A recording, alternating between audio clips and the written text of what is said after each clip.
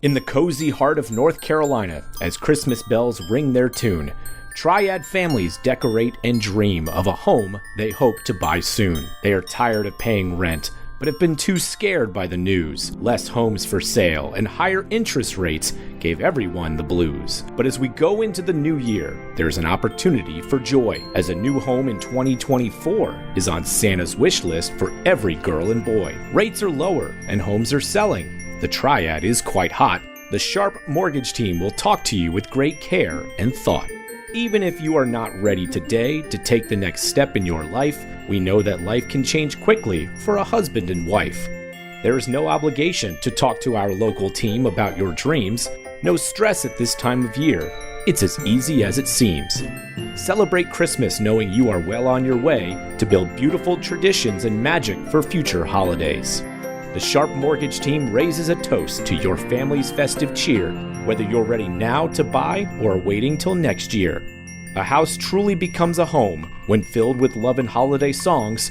Christmas 2024 in your new home is where happy holiday hearts belong. This is the Triad Podcast Network. You dropped a bomb on me, baby. You know what, though? What? You dropped the pod on me. You dropped the pod Start on me, the show. baby. You dropped the pod on me. How much of that can we sing before we have money? Let's stop now.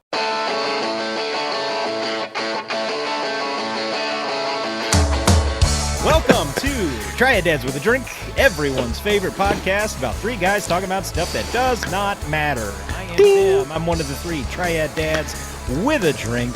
I have two kids, Piglet and Chicklet. I have a lovely wife. She's fantastic. And I live in the Piedmont Triad region of North Carolina. My co-hosts are, first of all, you in the gray, what was that, a half zip, a quarter zip? What you got? It's quarter zip. Dad pod energy in the wintertime is always quarter zip, right? Actually, you're going hoodie. And Dave, are you just like short sleeve t-shirt over there? Look at you. Man, we are three. It is. I'm Adam. I have three kids. They are Cody. They are Picky Eater. They are Nugget. And I have a lovely, lovely wife as well. The wonderful mother of those three children. Tim, you got a lot of energy tonight for a Sunday evening. Look at you. I'm just making it happen. Just making it happen. All right. Mr. Flex, Mr. Rip Biceps, Mr. Veins popping through your arms. Who are you? Hey, y'all. I'm Dave. Married. Wonderful, perfect wife. Two kids, Sneak and Star. And living in the easternmost fringes of the Triad. He's already started. Getting straight to the brews. Let's do it. Let's. That was good. So those are the dads in Triad Dads with a Drink. Let's talk a little bit about the drink. These drinks are furnished by our sponsors at Fiddlin Fish Brewing, located in downtown Winston-Salem, North Carolina. Oh, I'm talking through the fizz. Oh, listen to that. That's impressive. Oh, he drinks and he pours things. Yeah. I drink and I know things. I have from Fiddlin Fish. Well, you know, in take one of this podcast, I had a nice spiced ale, holiday spiced ale, but I drank it for the first episode that will never see the light of day. And so now I have pivoted to one of their themed beers supporting one of our local teams here in the Triad. This is Bird's Brew. It is supporting the Carolina Thunderbirds hockey team that plays over at the Joel Coliseum Annex. It is, about to take a sip and try it. So it's a lighter beer. That, the fact that two of the three of us started with a 9.3% Fiddlin Fish last episode might have contributed to the fact that we never finished it. It is not on here, but I'm guessing it tastes like a lager. So that's my guess. It's light. It's only 4.5%.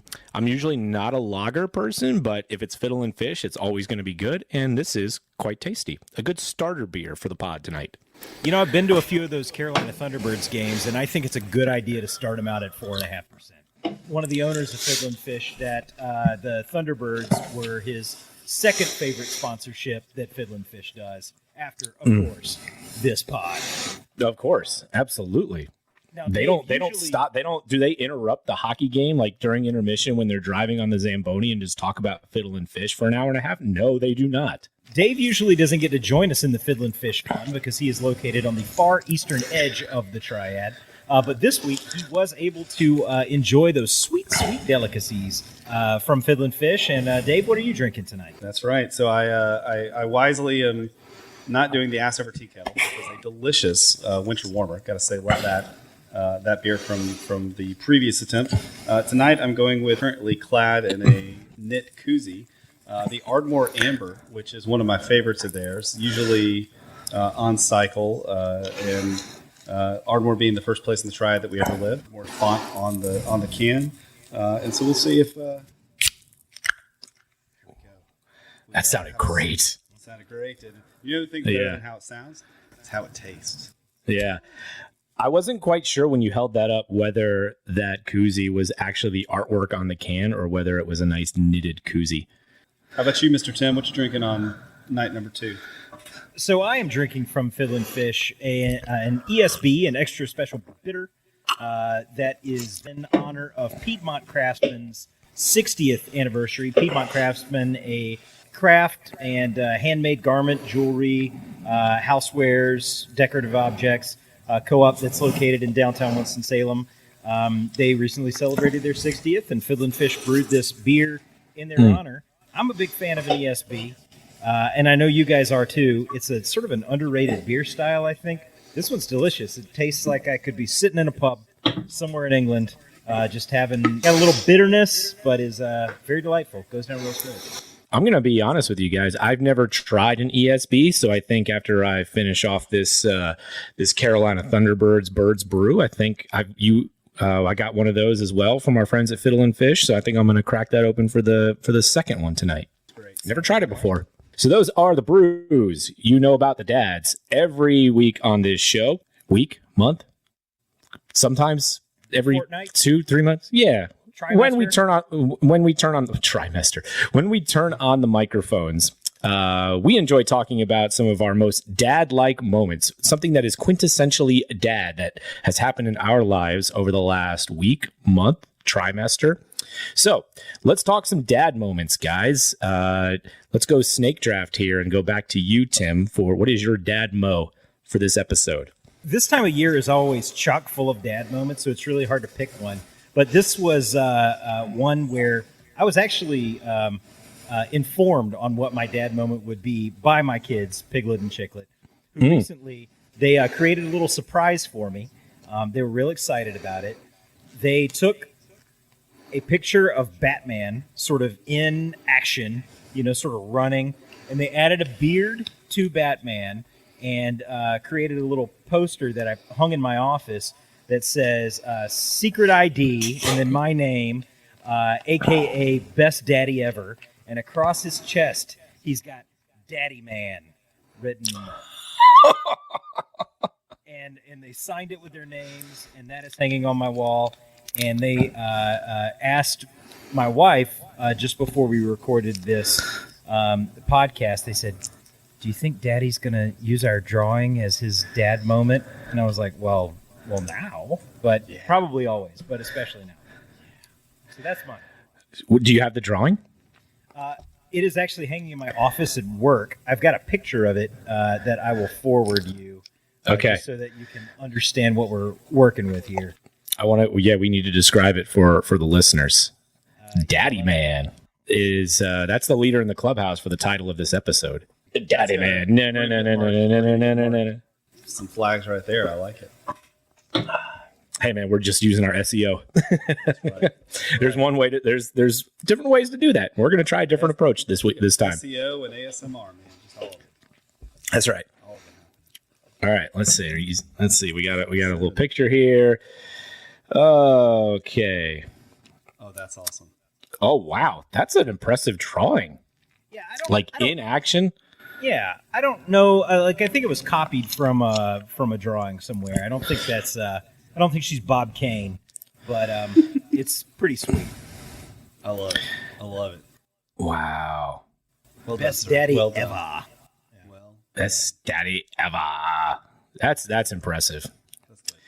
That's going to be tough to beat. All right, Dave, what's your dad mo? All right, so my dad mo was a couple weeks ago. We were hosting girls from school over here at the house with Star. And so my wife had all of that on point. My job was Sneak, and we'll use her real name, Stella, the dog. Stella was coming off that week the second time in 4 years that she has had a tumor removed from the nether regions of her backside within an inch of the so we had a dog who is recovering from Daddyman's superpower is not subtlety. It's anatomy. It's technical terms. We use the real word for it in our house. The book. So my job was to keep Stella from getting anywhere in the house. Also, one of the girls that was participating at our house is deathly afraid of dogs and cannot be in the same room as a dog. And Sneak needed to not think that his job was to just terrorize all of the girls. So I set up a little man cave dog nest in this room here in my wife's office. Brought the Nintendo Switch up from the basement because the basement was now girl land. So we brought the Switch up. I found an old computer monitor, figured out how to hook the Switch up to the computer monitor, set it up on a stool in front of the couch, and built a little bed in the corner for Stella where she could hang out. And me and Sneak and Stella just hung out here and played Zelda for the better of a day, which ended up being a blast. He thought it was the coolest thing ever, right? We got the little monitor propped up, and it was fun. We were the side act. Is it the new Zelda for the Switch? Yes. Yeah. What do you think? Oh, it's awesome. It's awesome. Yeah, we got a Switch last Christmas with Breath of the Wild, and beat it about 2 weeks after Tears of the Kingdom came out, and started Tears of the Kingdom that day. We're not even halfway through it. It's just unbelievably huge. Not a sponsor, could be. Shigeru Miyamoto, bring it on. We'll add your name right in. It'll be like Fiddlin Fish in Nintendo. I love it. We got, if we don't put this up on the full episode on video, but we got a Fiddlin Fish logo up here. We got the TPN logo, like you said. We can just put one right in here, right next to Dave, right, just to the right of your, exactly, right where you're holding your hands. Perfect, right there. Put Link right up there. Is Link still in the game? Is he still okay? Oh, yeah. Okay, all right, good. This time of year, people like to make plans for what they want to accomplish. Maybe your focus in 2024 is buying, selling, or investing in real estate. Maybe it's purchasing your first home or building wealth for your family. Whatever your goals are, the agents at the Ginther Group can help. It's never too early to begin working with Blake Ginther and his team, who have been a trusted resource to the Triad community since 2010. To reach Blake and his team at the Ginther Group, just visit theginthergroup.com or give them a call, 336-283-8689. There were little dad moments here and there. I didn't have anything that was truly dad wow. I mean, the fall, unfortunately, there's a lot of travel and not being around for things during the fall for me. But I think probably the most dad thing that I've done recently was put up lights at the house. We've never really been a holiday lights, Christmas lights, whatever you want to call them, whatever you observe and celebrate. But the kids just love them. The kids love lights, and they always they comment when you drive by. They're like, look at that house. And then your inner competitive dad kind of kicks in. I don't know if you guys get that or not, but I was like, all right, well, I'm not going to go like Clark Griswold on this, but I'm at least going to do something.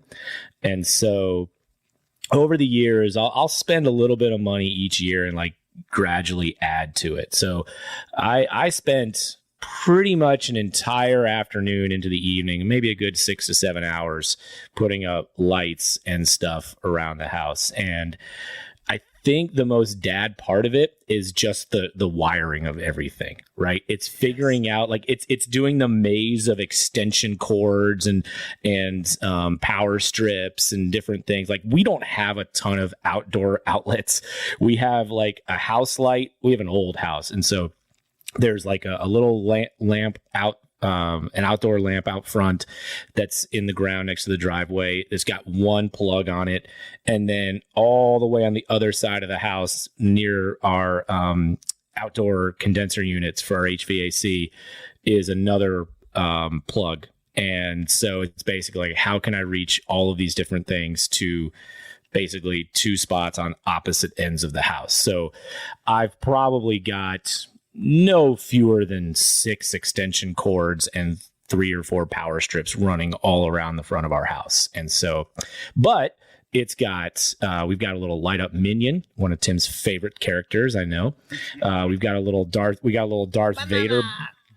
Yeah, we got a little Darth Vader blow up. We got a little Pokeball with a light inside that keeps it all lit up at night.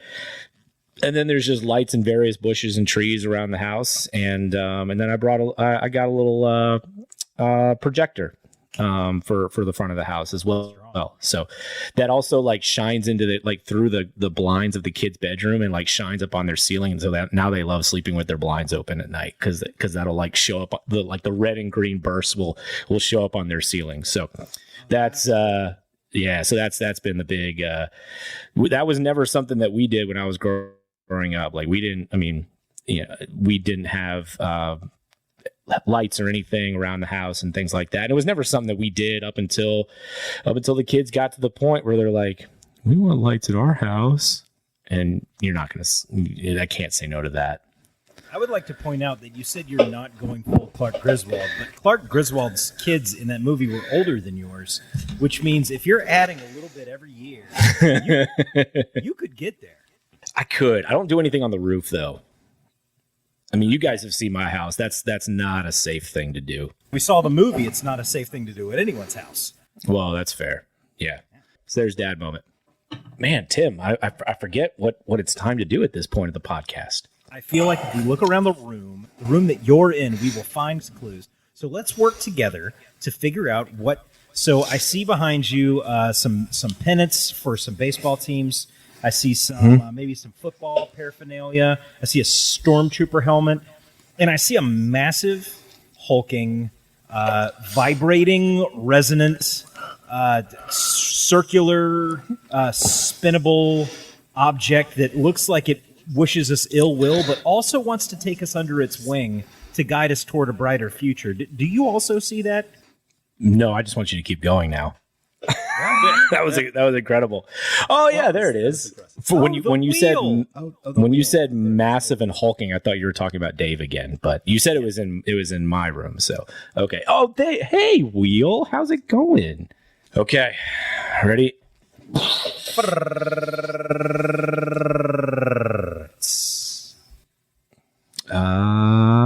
Landed on me.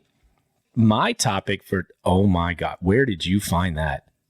I still have the framed one from like 2001, and I occasionally bust it out and just set it in my wife's office. Oh my god! So that she walks in and sees.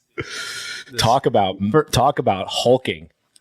Yes. Yep. For those that cannot see, can only hear, I'm holding up a framed photo in sepia tone of the 3 hosts of this podcast, performing our best Abercrombie and Fitch cargo short ad from 2001. I think I was actually wearing jorts. I think I was actually wearing jorts. I think I was. Yeah. Cargo khakis, and you were wearing jorts. I had not yet discovered cargo khakis yet. No. My guess for mine. I spent basically my entire life up until that point in Florida. So, jorts are you born with jorts, or do they get assigned at birth? Like, are you? It comes with the birth certificate. Okay. Yeah. Mm-hmm. Yeah. With the birth certificate come your first pair of jorts. Mm-hmm. You know. That's good. Yeah, baby showers. Sorry to hijack you away there, but we talk about being jacked. I just couldn't stay away any longer. That's amazing. I love that you had that so close by. I seriously I periodically, it's like our elf on the shelf. I'll just like set it on a bookshelf somewhere in my wife's office, so that hopefully in the middle of the day she looks over and it's just like, son of a bitch. Some houses have elf on a shelf. You have hunks on a bunk. Hunks on a bunk. I did appreciate the one that you sent earlier, which was Chewy on a buoy. Chewy on a buoy. Get that Chewy that on was a good. buoy. All right, my topic for tonight is what is something when you guys, we all have multiple children. What is something that you did when you only had one kid that you realized once you had your second was unnecessary and way too over the top and overkill as a parent? I'll start with one. When we had our first child, Cody, when he was a baby and we started, he had all these toys and everything, my wife and I, mostly my wife, we used to every single week disinfect all of his toys. We bought this special toy disinfectant spray, and we would go into, now there was like a small room in our first house that we lived in when we had him. And so there weren't a ton of toys in there, but we used to go and spray those toys and disinfect them pretty much weekly. Needless to say, once we had our second and then our third, I don't even want to know the germs and everything that's living on those toys right now, because that hadn't happened in years. So there you go. There's mine. Yeah. Did you guys ever do that? Did you guys ever do that with toys? Before you get into yours, did you ever do that before? No, we didn't have like a specific toy disinfectant, but I feel like we did have times that we would just we just cleaned everything more. And this is long pre-COVID. I think then we went through that COVID period where we were, like washing our groceries or whatever.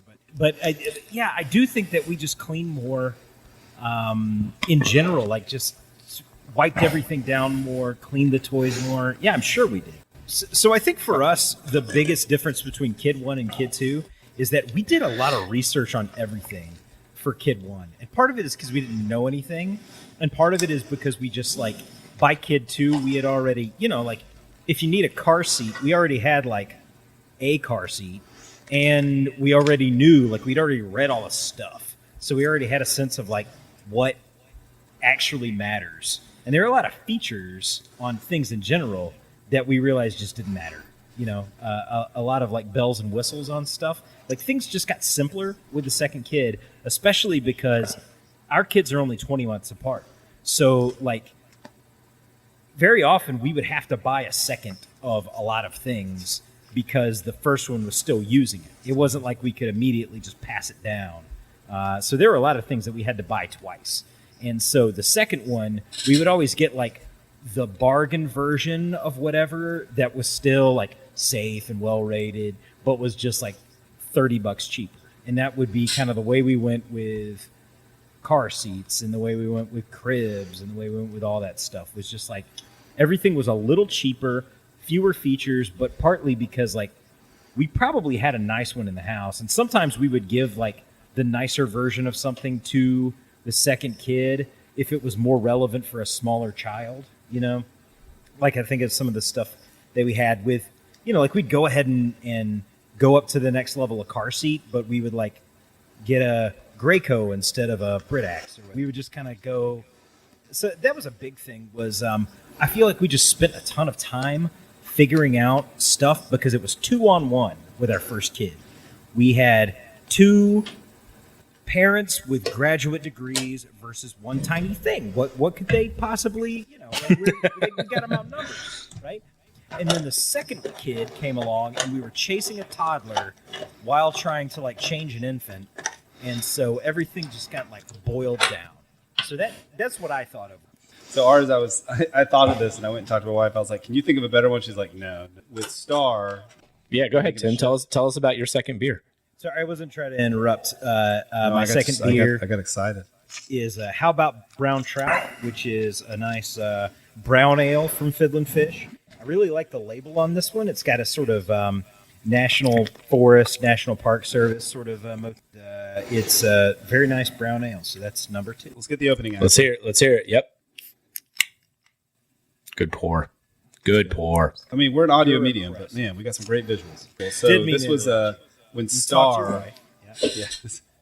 So when Star was a baby, we went to the beach for the first time. Very, very concerned, right? So we had an elaborate setup for her at the beach. There was a tent that was purpose built, right, with the UPF coating and the wind. And Star was not a small baby, if y'all might remember. But we decided that even though Star arms was like a not, stack of marshmallows. It was the Michelin man in baby form.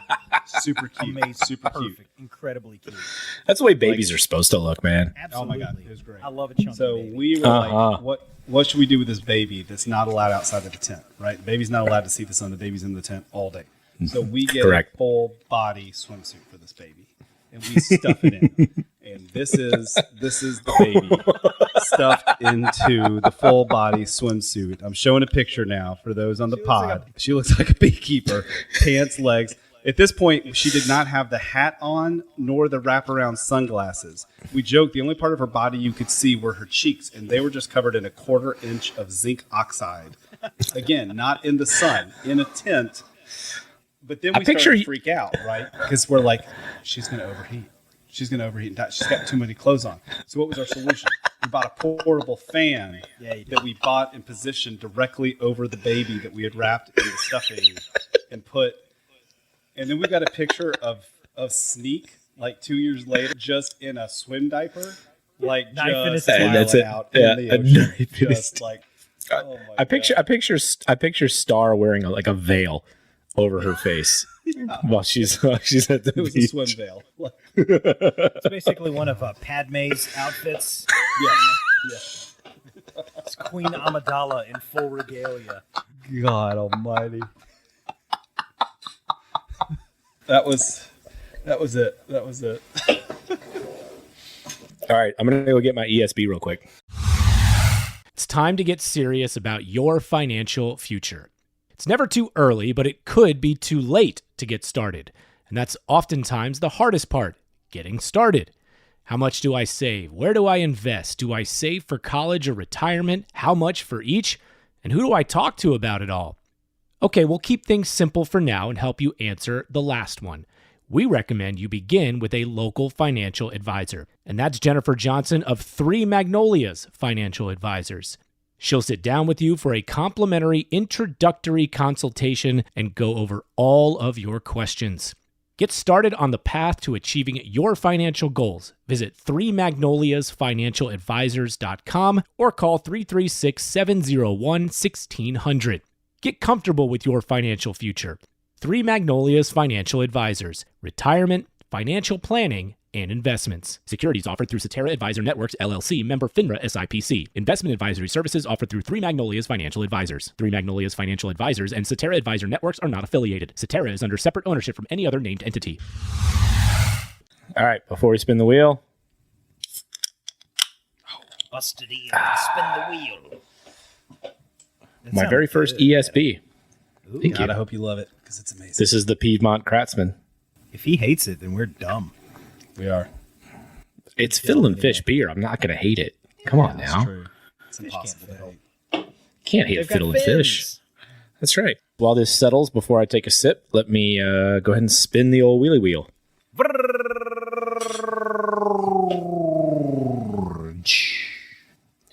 It's like the wheel got underwater for a second there, but we're good. Dave, landed on you this time. All right, y'all. So it is the holiday festive season here, depending on when you're listening. Happy Hanukkah, Merry Christmas, Happy Kwanzaa. And so I love to immerse myself. We do Christmas in our house, and so I'm all in on the tunes. And so I've listened already to about 97 hours worth of Christmas music since December 1st. So I thought it'd fun to do your quick hit of 3 favorite and 2 hated or least favorite Christmas or holiday songs. How do you choose to pick it?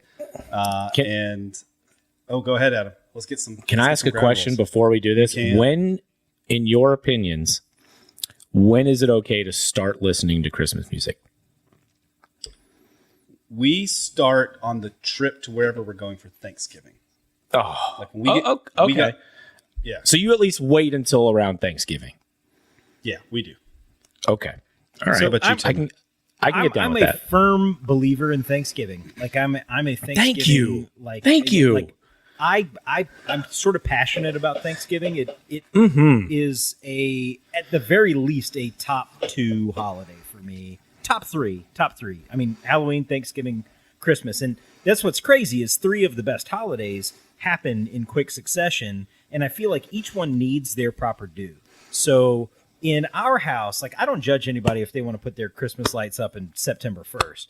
But in our house, we do basically Halloween in October, Thanksgiving in November, and then starting like after you've finished your Thanksgiving meal, the next day, that's when we go get a Christmas tree from a tree lot. We put up our Christmas decorations, and then like Christmas period starts. But it starts like the day after Thanksgiving, like Black Friday basically is when we really start leaning into Christmas. Because I love Christmas, but I feel like Thanksgiving gets short shrift, which is a shame because it's an awesome holiday. Shout it from the mountaintops.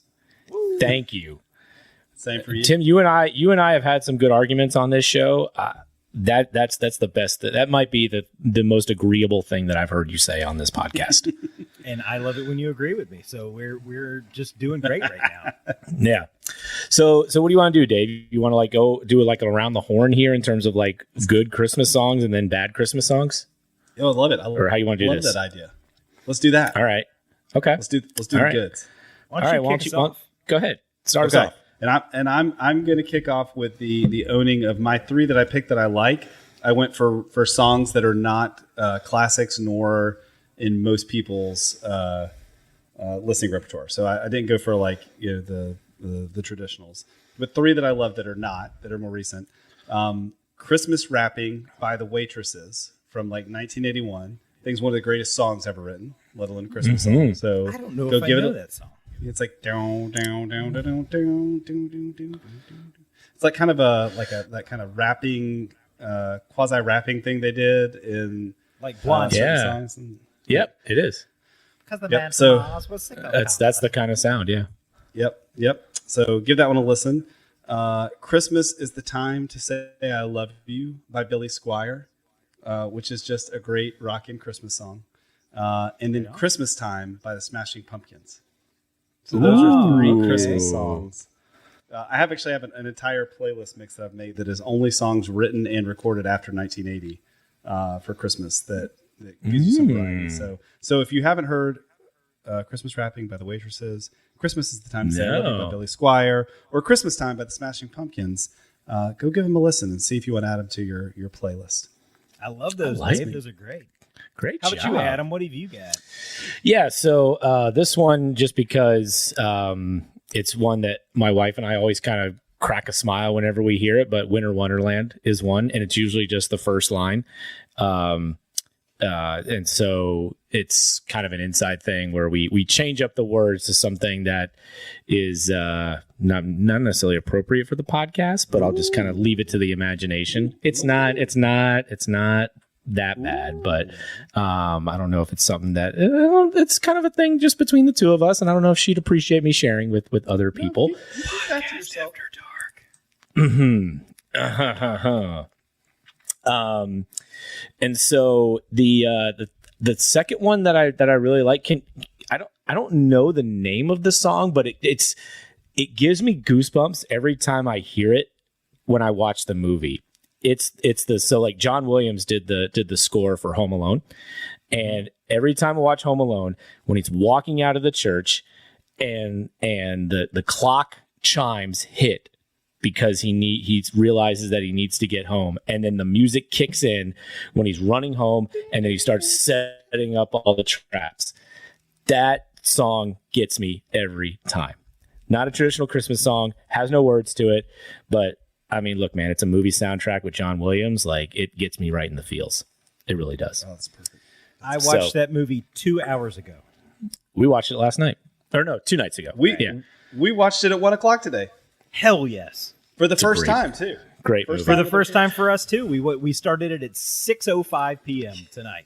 I went from that to this, and that actually goes into my topic if the spinning wheel ever wants to bring that up. But okay, that's awesome. That was your second one. Adam, what's your third? Yep. Third one's going to be I Want a Hippopotamus for Christmas. Oh, boy. Just a great song. Just a great song. We were agreeing so much earlier. Oh, I wow. like that. This is going to end up on your other list. No negatives. No negatives. No great. negatives. I know. So what's your three, Tim? For me, my favorite songs, the ones that I feel like really... First of all, I want to say about Christmas music. It's hard to say what's your favorite because the pool of Christmas songs is smaller than the pool of all songs, right? So it becomes very easy for things to get overplayed. So there are songs that annoy me because they have been just tremendously overplayed. I think that Mariah Carey's All I Want for Christmas is a good song. I think it is a fundamentally good song. But I don't want to hear it anymore because it's been I feel like, especially in recent years, it's just been jammed down like everyone's throats. But that doesn't mean it's a bad song. I still feel like it's good music. It's just it's tough because you hear it so often. But I will say that for the sake of this question, I wasn't thinking about am I sick of hearing it so much as is it a good song? But the songs that make me the happiest during Christmas time tend to be the ones that are from the soul era.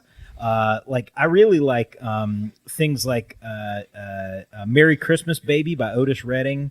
That's a great song.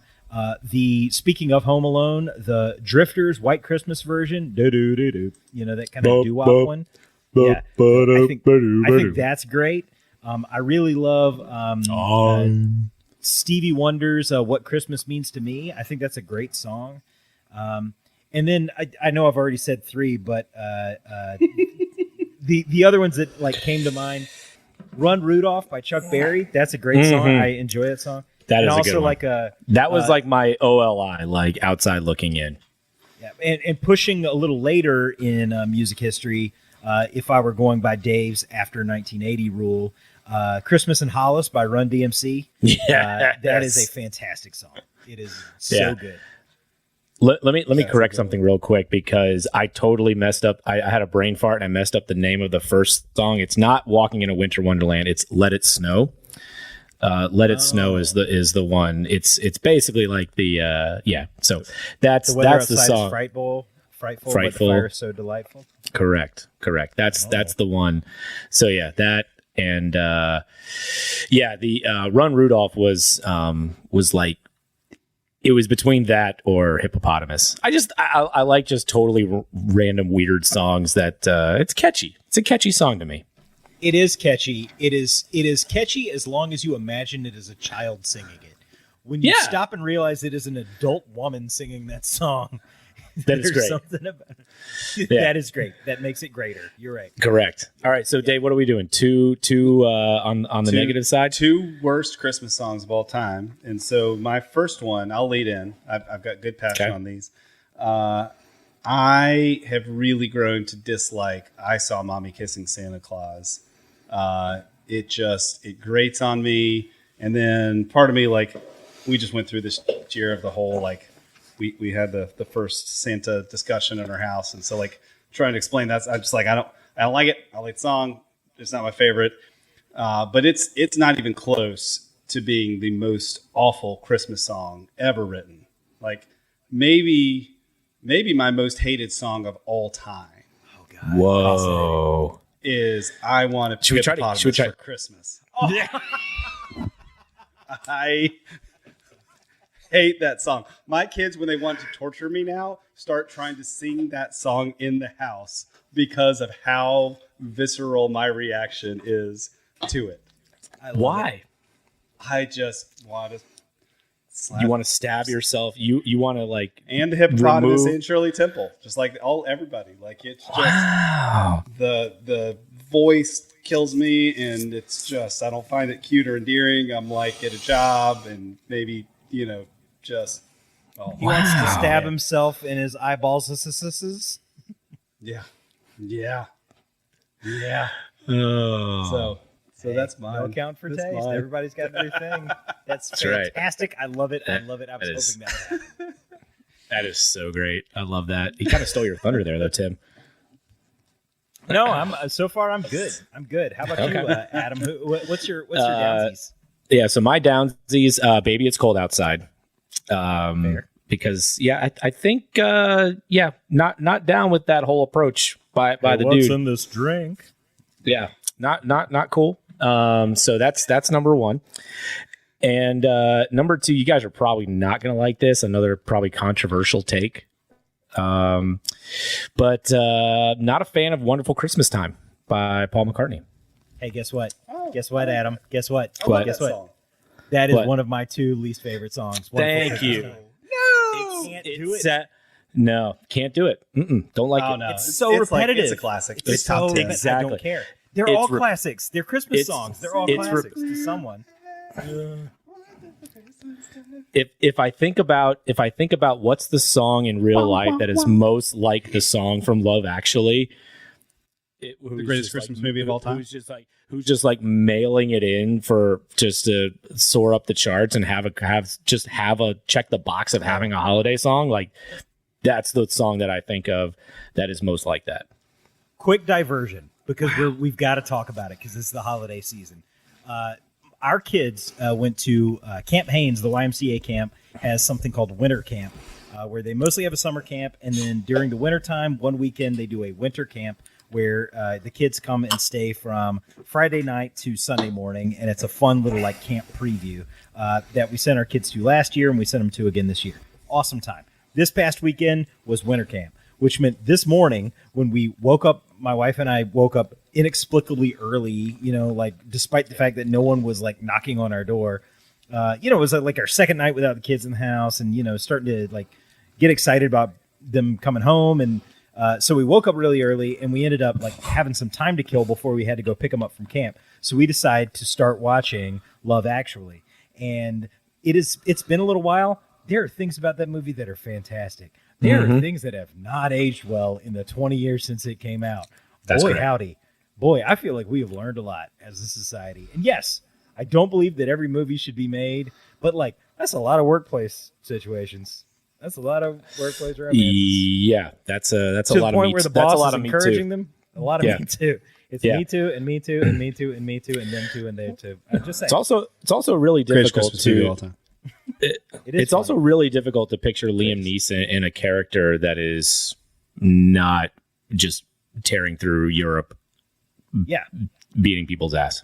I have a particular set of skills. It's mourning my wife and raising my Yeah. son to be a sensitive lover. Yeah, totally off the spectrum there for him. Yeah. Yeah, it's pretty wild. All right, Tim, let's hear the songs.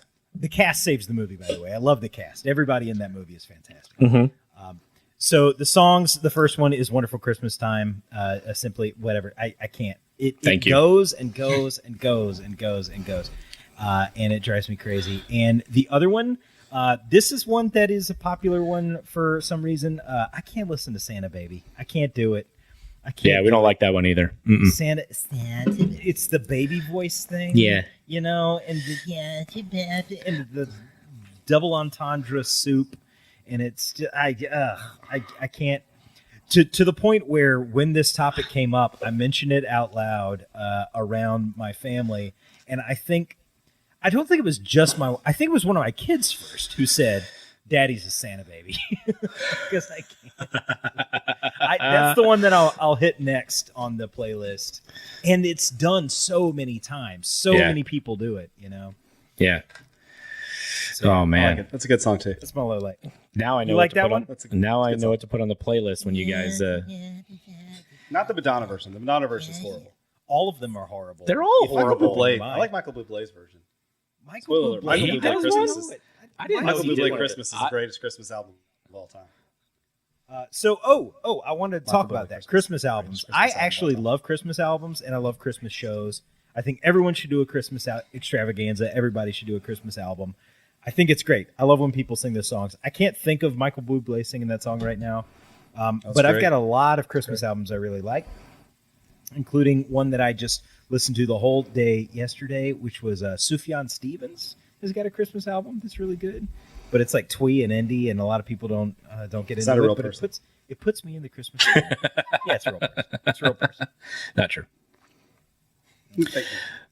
Good topic, Dave. You know it's not I fake. love it. You know what we That's all so much enjoy? We all enjoy that wheel, son. I want a Christmas song about the wheel. Give me the wheel. I want a hippopotam wheel for Christmas. Really, baby. You. I'm dumb. This is how I sing that song, because I'm dumb. There's Spin that wheel, son. thing I want, a spin.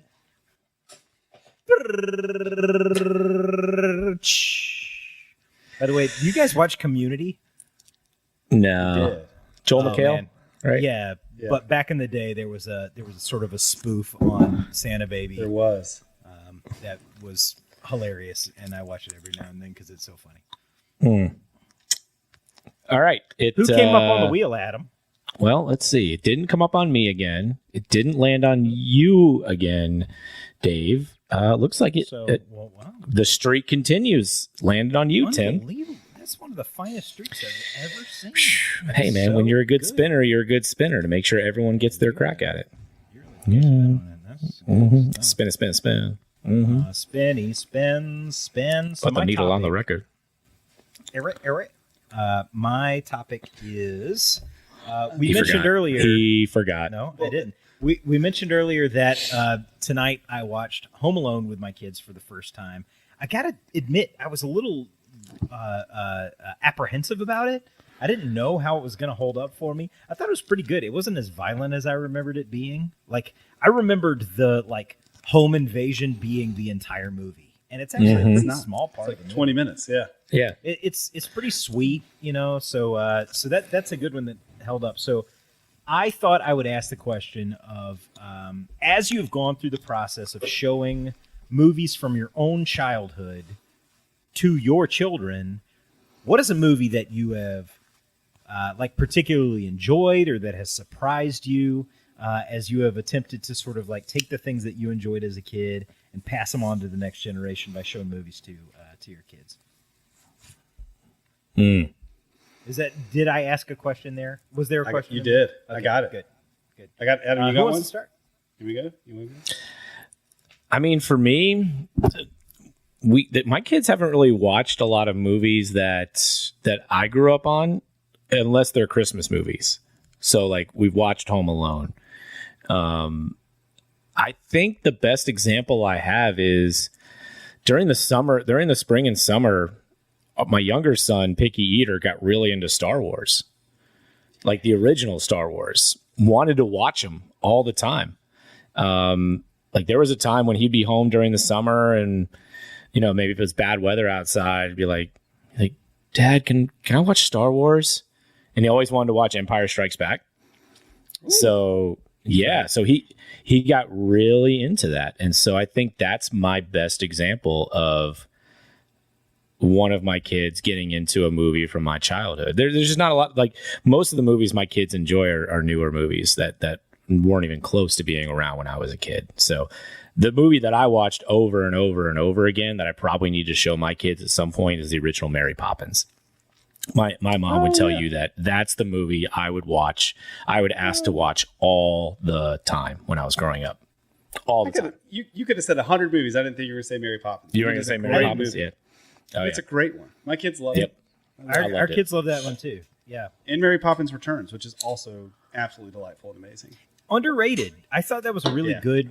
First of all, Emily Blunt is amazing, and she did a really good job of capturing the spirit of that character. Yeah. But everything about that movie, I thought was pretty fun. There's some fun songs in it. Mm-hmm. The Lin-Manuel of it all. Oh yeah, that's a part of 1 out of every 2 things we heard was Lin-Manuel Miranda, because he's writing and starring in Mary Poppins Returns. That's good stuff. Hey, random sidebar. What was the first rated R movie you guys ever saw? My parents brought me into the room as a 5-year-old to watch Raiders of the Lost Ark, which was real cool until the dude's face melted off, and I screamed. That is burned into my memory. We were over here today, right, deciding whether or not our kids were able to handle Home Alone, a movie which is clearly okay for kids, and I'm like, I watched a man's face melt off due to the power of the Lord as a 5-year-old. So, there was that. Well, the question was rated R movie. Here's a question. What was that movie rated? Raiders of the Lost Ark. Oh, God. Did they even have R's then? I don't even know. They did have R's. That movie was rated PG. No way. PG. Here's a fun fact about that. Not only was it rated PG, but it was actually a big part of why the PG-13 was created. If you look into so let's see, first PG-13 movie, I think was was let's see. First, hold on a second. This is great audio. I know. This is the portion of the show we like to call Googling. Yeah. Right. So the first PG-13 movie technically was Red Dawn. Oh yeah, but love Red Dawn. Love Red. But Dawn. in large part, it was created because of Temple of Doom. So like Indiana Jones was a big part of why the PG-13 rating was created at all. After an outcry of content of various movies released earlier in 1984, especially Gremlins and Temple of Doom, they ended up creating the PG-13 rating, and the first movie it was applied to was Red Dawn. So Indiana Jones movies have always ridden kind of a fine line and would be very much a PG-13 movie if it was released now. But at the time, it was a PG rating. For me, I don't remember when my first R-rated movie was because my parents didn't censor anything we watched. I probably watched like Bad Lieutenant. I don't know. Like I was watching, R-rated movies alongside my dad from the time I was walking and talking. I had no content restrictions whatsoever, and it was terrible. It was the 80s. It was the 80s. It was a different time. I don't recommend it. It was bad. I watched anything and everything. There were a few movies that they drew the line at. After my youngest brother got a bunch of nightmares from the Child's Play movies, that was restricted in our house. Scary. That doll. I still get terrified when I see Chucky on the screen. Yeah, so there were a few I've still things. not seen Chucky, so that's nice. We were tormented by things like the It miniseries from 80s or 80s. I recommend screening some things for your kids. They're children. Yeah. My first rated R movie was Last of the Mohicans. That's a good one. Oh, and it was rated R because it was just gory. Filmed at Lake James. It was really gory. Yeah, that's right. But that's like saying my first alcoholic drink was a fine scotch. Like you didn't waste your first R-rated movie on Showgirls. You know what I mean? Like at least you saw something with some substance. I did. But man, I covered my eyes through all the battle scenes and the gory parts. Man, it was rough. And then you think about it and you're like, yeah, Game of Thrones, no big deal. Yeah, that's right. Oh my God. All right, so Tim, what's your answer to the question about movies your kids have watched that from your childhood? Yeah, so one of the movies for me that we've shown our kids that I was sort of excited by how well it held up was E.T. E.T. was one. Oh, good one. It is good one. So there's some parts in it that, like, again, from a modern viewer's standpoint, ouch. There's some stuff in there that's rough, just language and things like that. But first of all, that was released the it was released the month that I was born. Nailing it. It was 1 week before I was born. It's great. It holds up really, really well. You can really see Spielberg's filmmaking come through. The kid who plays Elliot is outstanding. It's one of the best performances I've ever seen. Elliot. I used to be able to do that a lot better. Phone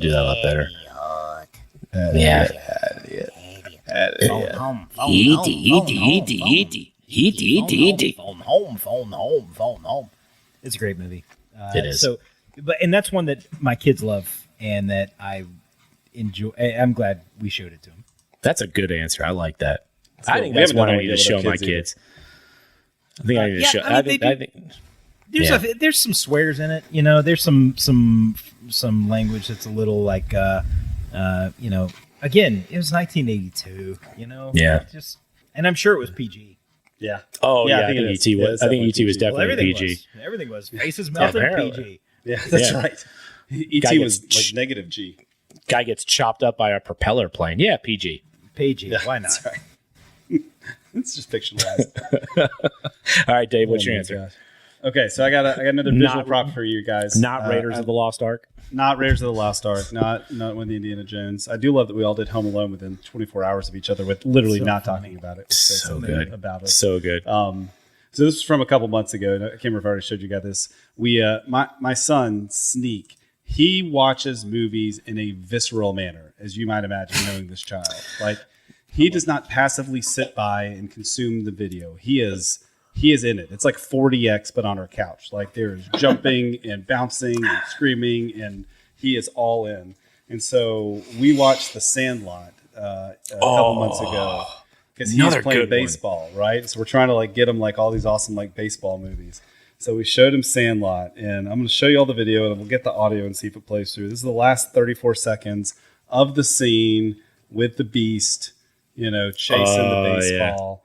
Yeah. And Spoiler alert. Spoiler alert.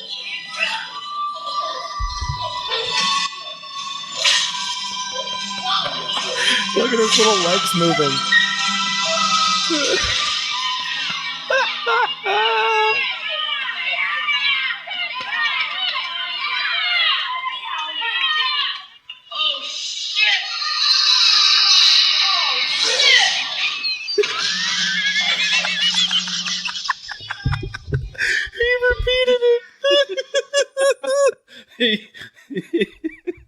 That's how we earn our E for the week. He jumping Sneak. up and down, dancing around, and then like in perfect mimic form. Sneak. Shit! Sneak, way to go. He doesn't even know the word, doesn't even know what it means. I don't know if he'd heard it. My God, Yeah. It was perfect. It was perfect. We died. I think my wife and I just about cried, and yeah. So Sandlot was pretty great. Oh my gosh. That's so good. Hey, Sneak, you want a s'more? Yeah. Such a good movie. Yep. Oh man. Yep. I think those are going to have to be two of the movies I show my kids. Sandlot. Oh man, Sandlot's so good. I think your kids would really like Sandlot, especially. Oh man. So E.T., there are definitely some moments that are like that crawl a little bit. Mm-hmm. But Sandlot keeps it tight, and Yeah. I think they would like that. Definitely try, but like E.T. still got a few scary parts and a few parts that are kind of slower, but still I think it's fantastic. Yeah. But Sandlot's a good one. We've done Sandlot recently. We also recently did Homeward Bound, The Incredible Journey. Do you remember that one with the dog and the cat and the other dog? Oh yeah. It was like Michael J. Fox and Sally Field and Don Amici were the voices of these dogs and cats that were trying to find their way home. Oh, we got to do our outro. You're gonna have to edit us into the out. We never did our weekend outro. Why gotta doesn't go back Weekend in. Excursion have a Christmas album? They should have a Christmas They album. should. Cass, if you're listening, we need a Weekend Excursion Christmas album. Yeah, that's what they should do. Yeah. I'm Wait, in. Do we have a path back in to the podcast? What? Because, I mean, you're cutting out a lot of that other stuff. Do we have a path back in? Did we get back in? What's the last Well, thing I we think- said we could talk about? We're back in right now. We're back in with Weekend Excursion needs a Christmas album. Okay, so let's do that part again. Hey, you know who needs to do a Christmas album? Who? I don't know. You tell me. Weekend Excursion. Yeah, they should absolutely do it. Hey, You know what? And all of their Christmas albums should have one consistent guitar riff. I can't think of it. Is it the one from Walking in a Winter Wonderland? No. It's a wonderful Christmas time. What What a hippopotamus for Christmas. What a hippopotamus for Simply having a wonderful Christmas time. I see you're leaving me again. Said you saw me hold a hand. I do it. Hey, thanks for listening to this episode on the Triad Podcast Network. Our mission is simple: provide information, advice, and stories about the people and places that make the North Carolina Triad such a great place to be. You can find us by searching Triad Podcast Network on Apple Podcasts, Spotify, pretty much wherever you like to listen. If you like what you heard and want to support the show and those that contribute, we would truly appreciate a rating and review on your favorite podcast app. It helps spread the word along, as do your shares on social media. You can find us on Facebook, Twitter, Instagram at Triad Podcast. To get in touch with us, simply email info@triadpodcast.com. Thanks for listening.